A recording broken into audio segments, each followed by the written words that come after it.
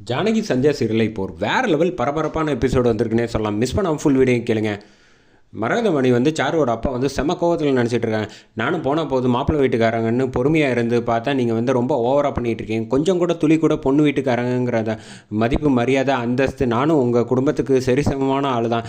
எல்லாம் போனால் போதுன்னு இறங்கி வந்தால் நீங்கள் என்ன ரொம்ப ஓவராக போகிறீங்க அப்படின்னு. இங்கே பாருங்கள், நீங்கள் தேவையில்லாமல் மாயா விஷயத்தில் பேசுகிறீங்க. இப்போ மாயாவுக்கு முதல்ல சடங்கு செய்கிறனால நீங்கள் உங்கள் கௌரவ குறைச்சல் என்ன குறைஞ்சா போகுது. மாயா இந்த குடும்பத்து பொண்ணே இல்லைன்னு நான் சொல்லிகிட்டு இருக்கேன். அதை நீங்கள் என்ன நினச்சிக்கிட்டு இருக்கீங்க? அவளுக்காக என் பொண்ணை விட்டு கொடுக்குறீங்களா?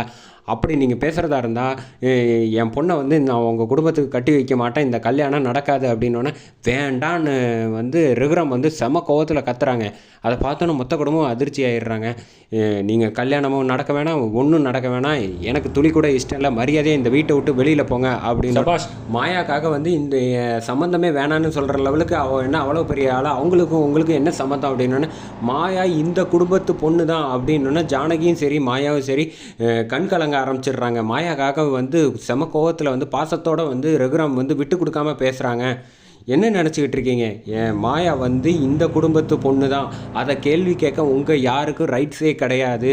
முதல்ல புரிஞ்சுக்கோங்க, மாயா என்னோட மனைவி ஜானகியோட தங்கச்சியோட பொண்ணு, என்னோட சொந்தம், என் மக மாதிரி, நீ தேவையில்லாத பேசுகிற வேலையெல்லாம் வச்சுக்காத அப்படின்னு சொன்னோன்னே இதுவும் பேசுவேன் இன்னமும் பேசுவேன் அப்படின்னு.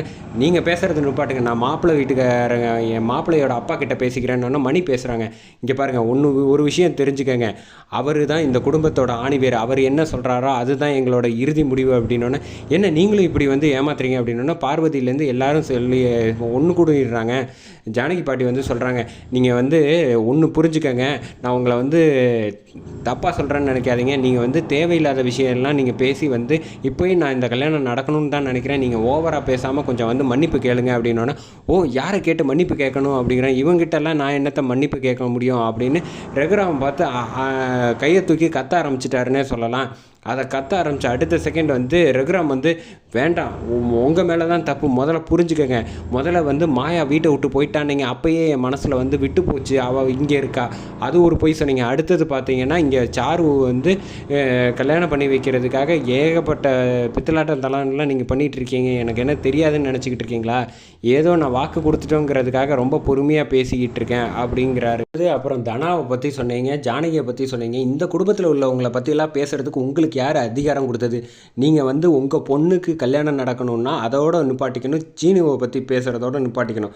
தேவையில்லாமல் எங்கள் குடும்பத்து பொண்ணுங்க பற்றியோ யாரை பற்றியும் நீங்கள் பேசக்கூடாது, அது மாபெரும் தப்பு அப்படின்னோடனே சாரு சொல்கிறாங்க, அப்பா தயவு செஞ்சு இந்த விஷயத்தை பெருசுப்படுத்தாத, பேசாமல் இருமா அப்படின்னா ரகுராமை பார்த்து கையை தூக்கி, இங்கே பாரியா ஒன்றும் இல்லாத குடும்பம், நீங்களே இவ்வளோ பண்ணும்போது எனக்கு எல்லா சொத்தும் இருக்கிற என் பொண்ணு ஒரே பொண்ணு செல்ல பொண்ணு, அவளுக்காக நான் 1000 பேரை மாப்பிள்ளையாக பார்ப்பேன்யா, அதில் செலக்ட் பண்ணி ஒரு பெரிய அந்தஸ்து உள்ள மாப்பிள்ளையாக பார்த்து நான் கல்யாணம் பண்ணி பார்க்குறேன் அப்படின்னோடனே தாராளமாக பாரு அப்படின்னோடனே ரகுராமை பார்த்து யோன்னு சொன்னோன்னே கையை தூக்கினோன்னே செம கடுப்பாயிட்டப்பில் ரகுராம் தம்பி என்னைய நினச்சிக்கிட்டு இருக்கேன், நானும் போனால் போதுன்னு பார்த்தா மொத்த குடும்பமும் ஓவராக பேசிகிட்டு இருக்கீங்களான்னு அவரை அடிக்க போய் சட்டையெல்லாம் புட்டுச்சு, 2 பேரும் கை கலப்பு மாதிரி சண்டை போட ஆரம்பிச்சிட்டாங்க.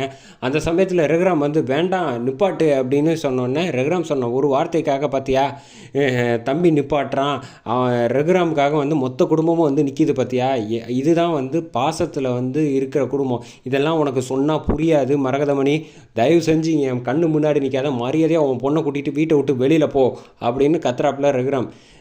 இங்கே ரகுராம் சொன்னதுனால வேறு வழியே இல்லாமல் சாரு அழைச்சிட்டு வெளியில் வந்துடுறாங்க. வெளியில் அழைச்சிட்டு வந்ததுக்கப்புறமேட்டுக்கு சாரு ஏன்பா இப்படி பண்ணிட்டீங்க அப்படின்னோடனே விடுமா, அவன்லாம் ஒரு மாப்பிள்ளைன்னு அவனை நான் கல்யாணம் பண்ணிக்கணுன்ட்டு நீ சந்தோஷமாக இருக்கலாம் முடியாது, வேண்டாம் அப்படின்னோடனே ஏப்பா கொஞ்சம் நெஞ்சமாவது என்னை ஒரு வார்த்தை கேட்டிங்களா, நான் பேசியிருந்தால் இந்த பிரச்சனையே வந்திருக்காது, நீங்கள் தேவையில்லாமல் மாயாக்காக பேசாமல் விட்டுருந்தா அது மாட்டுக்கு நடந்திருக்கும். நான் எவ்வளோ ஆசை வச்சுருக்கேன் தெரியுமா சீனு மேலே, இப்படி நீங்கள் எல்லாத்தையும் கெடுத்துட்டீங்களே, இது எனக்கு மனசெல்லாம் தவியாக கடந்து தவிக்கிறேன், அப்போ என் மேலே உங்களுக்கு பாசமே இல்லை, உங்களுக்கு உங்கள் கௌரவம் தான் பெருசு, என்னம்மா சொல்கிற, அப்படிலாம் இல்லை, நான் இந்த வீட்டில் வாழ போகிறேன்னு என் மனசார நான் நினச்சிட்டேன் அப்படின்னோடனே நீங்கள் எல்லாத்தையும் கெடுத்துட்டீங்க, நான் இந்த உலகத்தை விட்டு போகிறேன், எனக்கு இருக்கவே பிடிக்கல அப்படிங்கிற மாதிரி பேசிட்டு அங்கே உள்ள ஒரு பொருளை எடுத்துகிட்டு கையில் வந்து கழுத்துக்கிட்ட வைக்கிறாங்க. கழுத்துக்கிட்ட வச்சோன்னே ரொம்ப பதட்டத்தில் இருக்கணும்.